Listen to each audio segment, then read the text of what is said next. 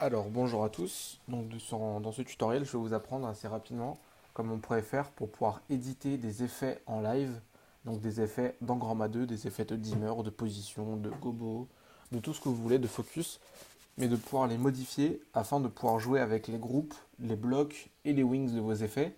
Mais vous pourrez aussi, vous, modifier ce que je vais faire pour pouvoir permettre de jouer sur la courbe de l'effet, la vitesse, etc.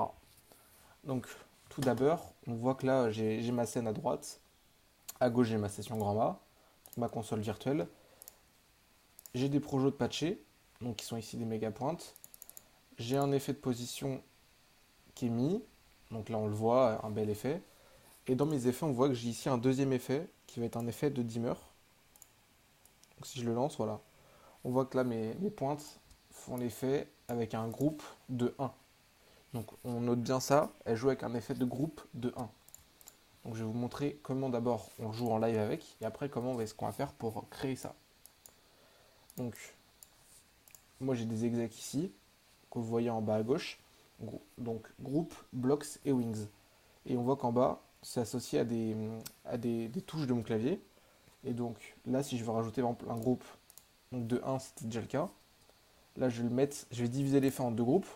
Donc là il y a deux groupes. Je peux revenir en arrière. Je peux le mettre à 0. Je peux du coup aussi jouer avec des blocs de 2 1 pardon, bloc de 2, bloc de 3,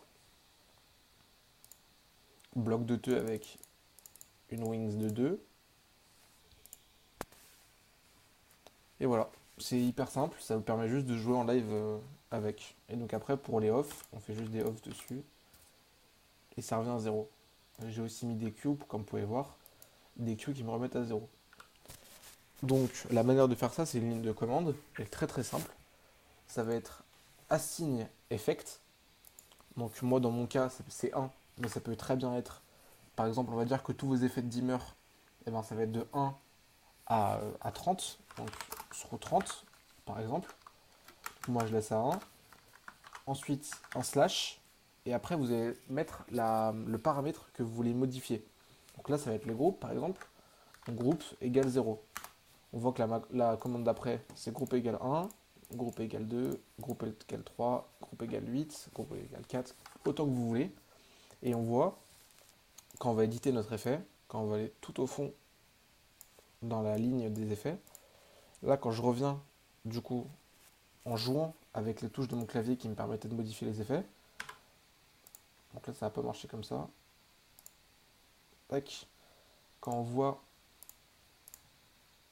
que je suis dans mon effet, je peux continuer ici de jouer avec mes execs pour pouvoir modifier mon effet. Vous voyez là-haut, ça continue de modifier.